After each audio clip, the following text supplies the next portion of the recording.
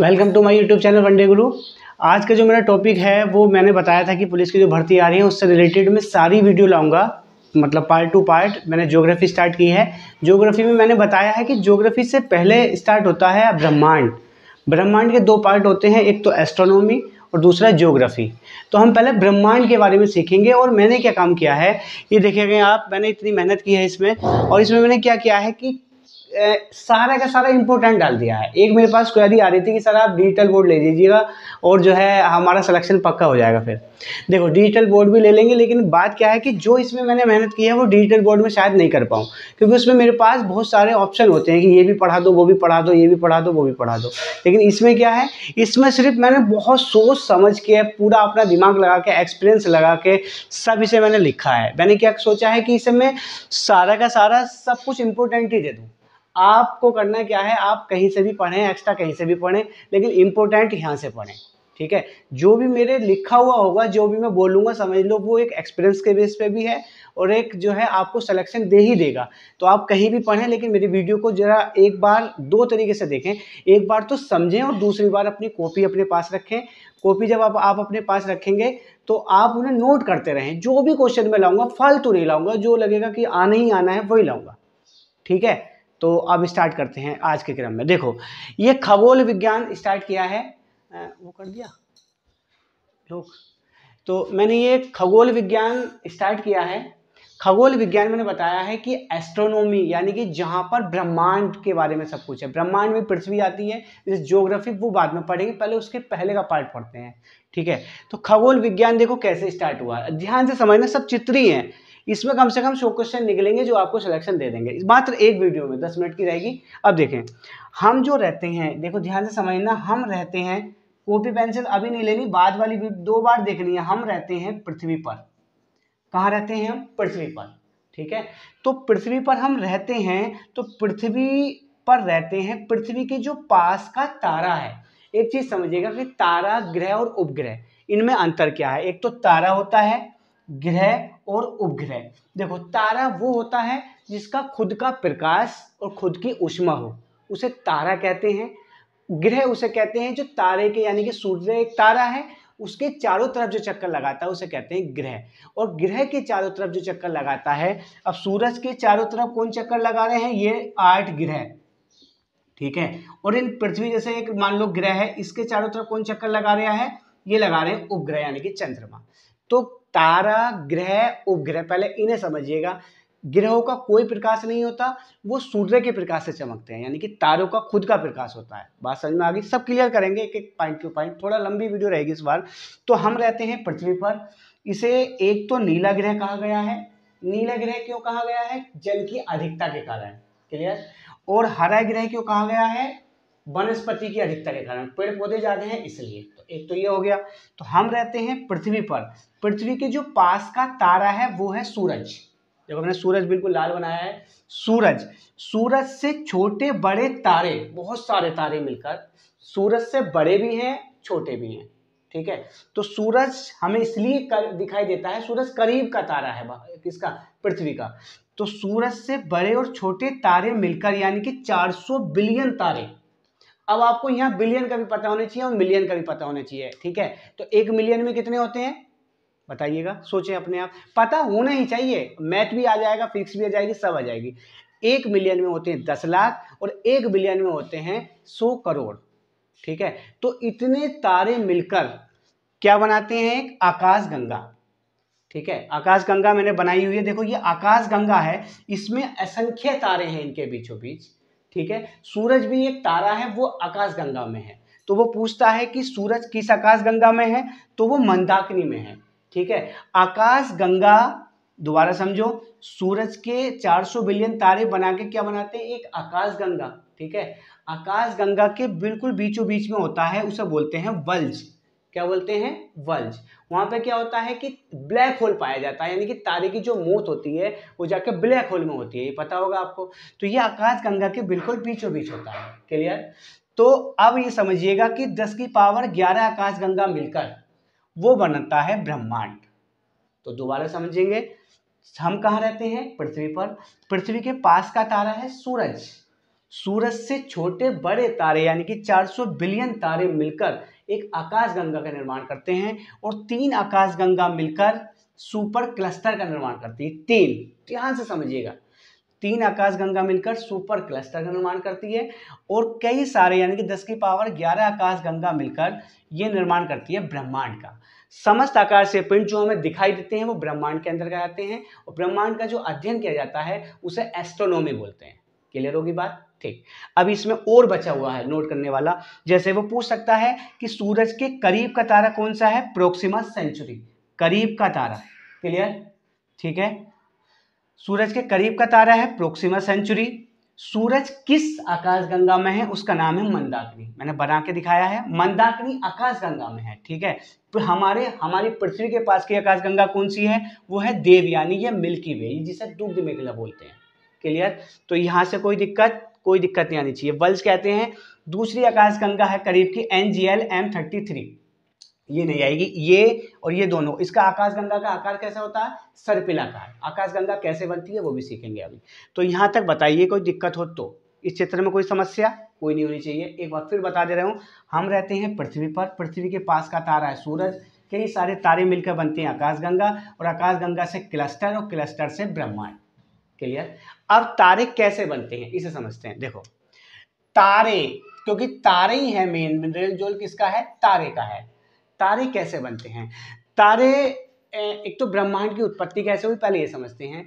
ब्रह्मांड की उत्पत्ति ऐसे हुई कि एक उच्च घनत्व वाला तारा, ठीक है, उच्च घनत्व वाला, उच्च घनत्व का मतलब देखो, घनत्व पता होना चाहिए, जैसे जनसंख्या घनत्व कहते हैं या उच्च घनत्व का मतलब होता है कि जिसका हाई डेंसिटी हो, कहने का मतलब दबाव ज़्यादा हो, बहुत ज़्यादा प्रेशर। जैसे मैंने कहा दिल्ली का घनत्व ज़्यादा है, तो दिल्ली का घनत्व क्यों ज़्यादा है? कि प्रति वर्ग किलोमीटर में ज़्यादा लोग हैं। घनत्व का मतलब होता है घुटन। क्या होता है? घुटन। तो घनत्व का मतलब घुटन होता है। तो उच्च घनत्व वाला तारा जिसमें दबाव, प्रेशर, टेम्परेचर सब ज़्यादा था, 15 बिलियन वर्ष पहले उसमें अचानक क्या हो गया? विस्फोट हो गया। एक तारे में विस्फोट हो गया। तो यहाँ मैंने बताया भी है बिग बैंग थ्योरी। एक तारे में विस्फोट होने की वजह से वहाँ से इलेक्ट्रॉन, प्रोटॉन, न्यूट्रॉनों ये सब निकले और इन्होंने क्या काम करा? ये सब फिर इकट्ठा हो गए। इकट्ठा होके इन्होंने, ये कण इकट्ठा हो गए, असंख्य तारों का निर्माण कर दिया। असंख्य तारों का निर्माण करने के बाद फिर जो है इनसे किसका निर्माण हुआ? फिर तारे का, फिर आकाशगंगा का, फिर ब्रह्मांड का। अब उसके बाद अब आते हैं, देखो ये विरल गैस का गोला था। ठीक है, विरल गैस, तारे कैसे बनते हैं, तारे का कैसे कैसे हिसाब किताब है। विरल गैस का गोला था, ये संपीड़ित होके, जब ये विरल अवस्था में थे, भाग रही थी गैसें सारी, फिर संपीड़ित होकर एक बादल के रूप में छा गए। बादल बन गया और बादल से उत्पत्ति हुई नेबुला की, जिसमें जलवाष्प, ठीक है, बादल सब मिलके, धूल के कण मिलके वहां से निर्माण होता है संलयन विधि द्वारा, नाभिकीय संलयन, यानी कि हाइड्रोजन चेंज होता है हीलियम में। ये याद रखना, हाइड्रोजन जब हीलियम में चेंज होता है तब तारे का गठन होता है, तो उससे बनता है तारा। दोबारा समझो, विरल गैस उससे संपीड़ित होके क्या बनती है? निहारिका, बादल बनते हैं, ठीक है, जिसे नेबुला बोला जाता है। तो उससे फिर बनता है नाभिकीय संलयन विधि द्वारा हाइड्रोजन से चेंज होकर हीलियम में, तारे की उत्पत्ति हीलियम से याद रखनी है, उससे बनता है तारा। तारे में मैक्सिमम होता है प्लाज्मा। तो यहाँ आपको प्लाज्मा भी पता होनी चाहिए। प्लाज्मा किसे कहते हैं? प्लाज्मा एक 4th स्टेज है मैटर की, ठोस, द्रव, गैस और चौथी अवस्था होती है प्लाज्मा। 5वीं बोस आइंस्टीन है, ठीक है। तो प्लाज्मा सबसे ज्यादा होता है तारों के अंदर। अब तारे का, जब ध्यान से समझना, जब इसकी जो है, इसका फ्यूल, ईंधन तारे का जब कम होता चला जाता है तो वहां से लाल दानव तारा बनता है। ठीक है, तो प्रत्येक तारा लाल दानव अवस्था में जरूर आता है। उसके बाद ये तारे का जो कलर है वो डिपेंड करता है टेम्परेचर पर। ठीक है, जैसे नीला कलर वो 6000 डिग्री सेंटीग्रेड पर नीला है, इस तरीके से। तो तारे का जो भविष्य है वो डिपेंड करता है प्रारंभिक मास पर, द्रव्यमान पर। ठीक, उसके बाद लाल दानव बनता है। लाल दानव का मतलब ये 2 अवस्था में टूटता है, एक तो छोटा तारा और एक बड़ा तारा। छोटा तारा उसे कहते हैं जिसका मास कम होता है 1.44 इंटू सन के मास से कम। तो छोटा तारा, और ज्यादा तो बड़ा तारा। छोटे तारा कैसा बनता है, इसे बोलते हैं श्वेत वामन, यानी कि जब चमक वाली अवस्था में होता है छोटा तारा, जब कभी चमकता कभी बुझता है तो उसे कहते हैं श्वेत वामन। क्लियर। उसके बाद इसे जीवाश्म तारा भी कहा जाता है, और जैसे ही ये इसकी चमक खत्म हो जाती है, कम होती चली जाती है, तो वो हो जाता है काला वामन तारा। सब क्लियर करके समझना। उसके बाद फिर ये हो जाता है खत्म। तो छोटे तारे की आयु खत्म। अब मैंने बताया था बड़ा तारा जिसका मास इससे ज्यादा हो, तो उससे बनता है बड़ा तारा। बड़ा तारे का मतलब इसमें कार्बन होता है, कार्बन चेंज होता है लोहे में, और जब वो लोहे वाली अवस्था में होता है तो उसमें विस्फोट होता है, इसलिए इसे अभिनव तारा, विस्फोट वाली अवस्था को सुपरनोवा कहते हैं, या अभिनव तारा या फिर विस्फोटक तारा। क्लियर हो गया तारों का मामला। उसके बाद बनते हैं न्यूट्रॉन, यानी कि अब ये आकार छोटा होता चला जाएगा बड़ा तारे का, और डेंसिटी हाई होती चली जाएगी, यानी कि घनत्व हाई होता चला जाता है। फिर पल्सर, पल्सर वो कभी चमकते हैं कभी बुझते हैं। उसके बाद क्वेसर दूसरी अवस्था है, लास्ट स्टेज, ये तारों की लास्ट स्टेज होती है। फिर ये चले जाते हैं ब्लैक होल में और नष्ट हो जाते हैं। ब्लैक होल का गठन किसने किया, निर्माण चंद्रशेखर ने। ब्लैक होल क्या है, उच्च चुंबकीय क्षमता वाला, यानी कि जिसके अंदर चुंबकीय क्षमता ज्यादा है। मैंने बताया था कि आकाशगंगा के बीचों बीच में होता है ब्लैक होल, जब इनके बीच चुंबकीय क्षमता ज्यादा है तो ये वाले को भी और ये वाले को भी अपने पास ले लेते हैं और नष्ट कर देते हैं, तो तारे क्या हो जाते हैं, नष्ट हो जाते हैं। क्लियर। तो तारों का सारा झमेला क्लियर हो गया। यहाँ से जो भी क्वेश्चन आए आप बिल्कुल अपने नोट जरूर बना लें, क्योंकि वीडियो पे याद रहता है फिर भूल जाते हैं, तो पता होना चाहिए सारा, सब चित्र से बनाएं। क्लियर। अब उसके बाद ये अभिनव सब कुछ भी पूछे, विस्फोटक तारा, सब कुछ क्लियर हो गया है। अब आते हैं आगे। अगला मैंने बताया है, देखो ये हमारा किस तरीके से तीसरा चित्र है, ये है सौरमंडल। सौरमंडल के केंद्र पे क्या है, सूरज। ठीक है। सौरमंडल के पास के जितने भी तारे होते हैं, आसपास के जितने भी तारे होते हैं, वो सब नक्षत्र होते हैं। नक्षत्र जिससे ज्योतिषी कहते हैं ना, आपके ग्रह नक्षत्र सही नहीं चल रहे, तो वो नक्षत्र होते हैं जो सौरमंडल के पास के सूरज के पास के तारे होते हैं, वो नक्षत्र होते हैं। उनकी संख्या कितनी है, 27। आगे आते हैं तारा। तारा मैंने सारा बता ही दिया है, सूरज भी एक क्या है, तारा। उसके बाद तारामंडल, तारामंडल की संख्या है 88। तारामंडल का मतलब कई सारे तारे मिलकर एक स्टेज बना देते हैं, वो मंडल के रूप में होता है, उसे कहते हैं तारामंडल। उसके हैं 88। कितने तारामंडल है, कहीं 89 दिया होता है, लेकिन 88 याद रखना है। 88 हैं, जिसमें दो हैं, एक तो सेंट्रो और दूसरा हाइड्रा। सेंट्रो छोटा और हाइड्रा बड़ा तारामंडल है। तुमसे पूछे सबसे बड़ा तारामंडल हाइड्रा। क्लियर है। संख्या 27 किसकी, नक्षत्र की। उसके बाद क्या बनता है, तारों से मिलकर आकाशगंगा। आकाशगंगा क्लियर। आकाशगंगा से मिलकर क्लस्टर, वो 3 मैंने बता दिया उधर। फिर बनता है ब्रह्मांड। बिग बैंग थ्योरी किसने दिया, लेमेटियर ने, जो महाविस्फोटक थ्योरी, वो भी फाइनल कर दी है। ये हो गया क्लियर। ध्रुव तारा किधर दिखाई देता है, उत्तर दिशा में। और साइरस चमकीला तारा है। ये सब आपको दूसरी वीडियो में पहले में समझना है, दूसरे में नोट करना है कॉपी में। हर टॉपिक वाइज में वीडियो लेके आऊंगा, यानी कि इंपॉर्टेंट ये सब कुछ, इसके अंदर फालतू की गुंजाइश ही नहीं है ना, क्योंकि बोर्ड ही नहीं है, नहीं ये डिजिटल बोर्ड है, तो इसलिए सब कुछ इंपॉर्टेंट ही है। क्लियर। आगे आते हैं। अब हमारे पास एक ही चीज बचती है, ये है सूरज। सूरज के कितने उपग्रह हैं, सूरज पहले तो समझिए सूरज के बारे में। सूरज सौरमंडल के केंद्र पर स्थित है। सूरज का जो आकार है वो पृथ्वी के आकार का 109 गुना बड़ा है। जैसे मैंने बोला, आप नोट कर लीजिएगा, 109 गुना बड़ा है। इंपॉर्टेंट ही बात है ये। दूसरा इसमें जो जी का मान है वो 28 गुना है पृथ्वी का जी का मान 9.8, तो इसका मतलब वहाँ रुक ही नहीं सकते, बिल्कुल स्टेबल हो जाएंगे वहाँ पे। ठीक है। तो ये हो गया। तीसरा, सूरज के कितने उपग्रह हैं, 8। जैसे बुध, शुक्र, अर्थ, पृथ्वी, मंगल, बृहस्पति, शनि, अरुण, वरुण, यम प्लूटो नोवा था, जिसे 2006 में कैंसिल करके किस में डाल दिया गया, बोने ग्रह में। ठीक है। अब इन पे चर्चा करते हैं हम। तो सूरज की 3 लेयर हैं, बाहरी, 3 हैं आंतरिक। तो बाहरी लेयर में सबसे पहली है प्रकाश मंडल, वही पूछता है उसका टेम्परेचर कितना है, 6000 डिग्री सेंटीग्रेड, ये जरूर याद रखना।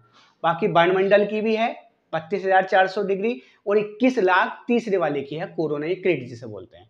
तो इसमें सबसे इंपॉर्टेंट क्वेश्चन ये है कि बाहरी परत का 6000 डिग्री सेंटीग्रेड इसका तापमान है। ठीक है, आगे आते हैं। अब बुध की बात करते हैं हम। किसकी बात करते हैं? बुध की। बुध जो ग्रह है, अब एक जरा ध्यान से समझना, यहाँ से कोई भी क्वेश्चन नहीं बचेगा आपके पास। तो एक तो पहले बुध से पहले इतना समझ लेते हैं। देखो, क्षुद्र ग्रह पट्टी किसे कहते हैं?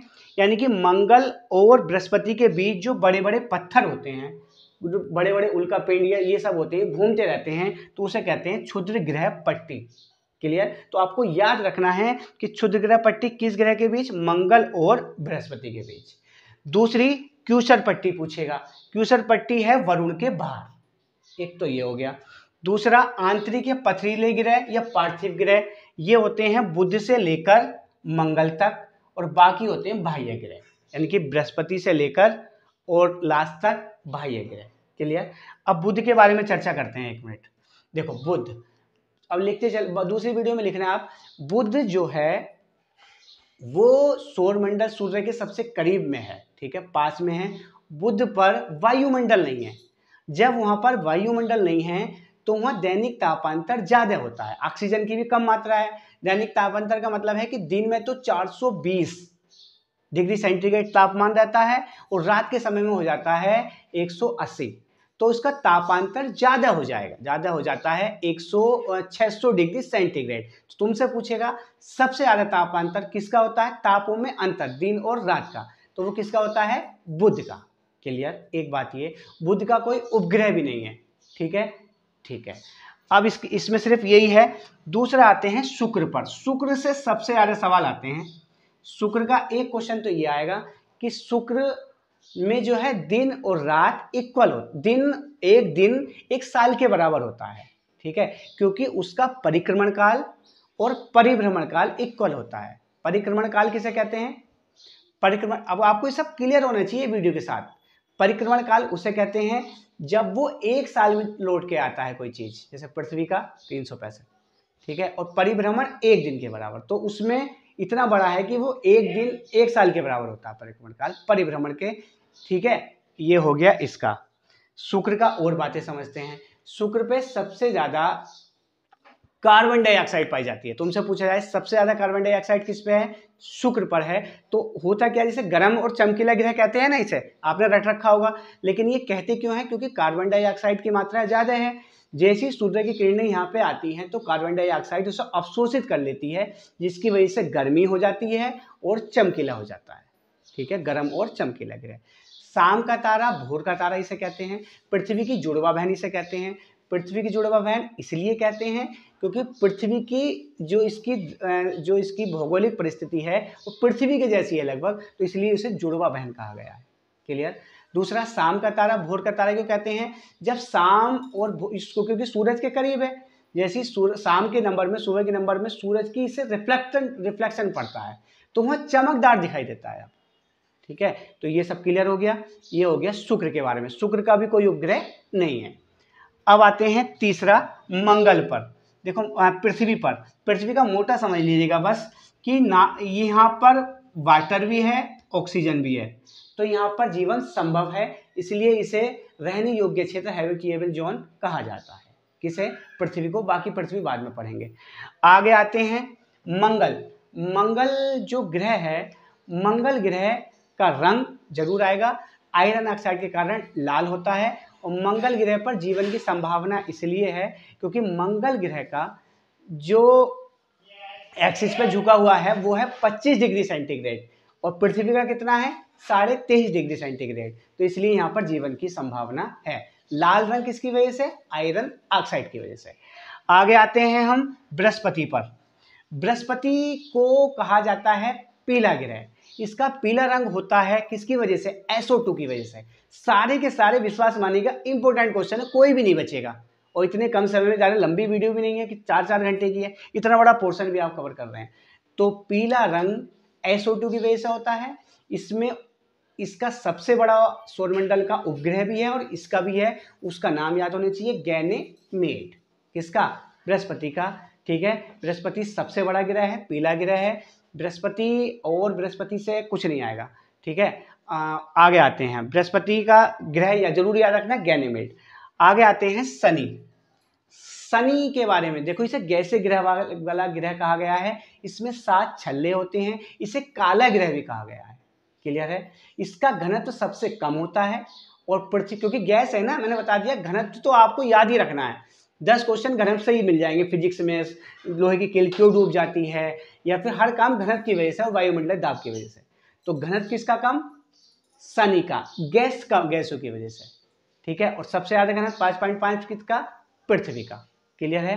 काला ग्रह कहते हैं इसे, और शनि में 7 वलय हैं, रिंग जिसे बोलते हैं। क्लियर? अब आगे आते हैं, शनि हो गया, अब आते हैं अरुण पर। देखो मैंने यही बनाया, हरा ग्रह कहा गया है इसे, हरा ग्रह। हरा ग्रह क्यों कहा गया है? मीथेन की वजह से। इसे लेटा हुआ ग्रह, हरा ग्रह इसे कहा गया है। क्लियर है? आगे आते हैं हम वरुण पर। वरुण जो ग्रह है उसे नीला, देखो मैंने इसी हिसाब से बनाए हैं, नीला ग्रह कहा गया है। क्या ग्रह कहा गया है इसे? नीला ग्रह कहा गया है। क्लियर? तो अब ये सब मैंने इंपोर्टेंट बताया है, नेक्स्ट वीडियो में इससे आगे का लेके आएंगे। और जो इसमें छूट भी जाएगा वीडियो में, वो आपको जो मैं क्वेश्चन टेस्ट सीरीज लूंगा उसमें सब ऐड कर दूंगा। ठीक, अब आप मेरी वीडियो को ज़्यादा से ज़्यादा लाइक शेयर एंड सब्सक्राइब करें। जो मैं जितने भी टॉपिक लेके आऊँगा वो तो आप बेस्ट ही होंगे, बिल्कुल आप लग जाएंगे। मैंने बता दिया डिजिटल बोर्ड में इतने समय में इतना सारा नहीं पढ़ाया जा सकता, उसमें ज़्यादा पढ़ाया जा सकता है। ज़्यादा में आप कंफ्यूज हो जाएंगे। इसमें जो भी मैं पढ़ाऊंगा लिख के, वो आपको बिल्कुल इम्पोर्टेंट ही मिलेगा, तो आप बेस्ट ही मिलेगा, ना तो वो कम रहेगा, लेकिन आप लग जाओगे। क्लियर है? अब आप इसका स्क्रीनशॉट लीजिएगा और आप अपने नोट्स में इंक्लूड कर दीजिएगा। नेक्स्ट क्लास के साथ मिलते हैं नेक्स्ट टाइम। ठीक है, थैंक यू।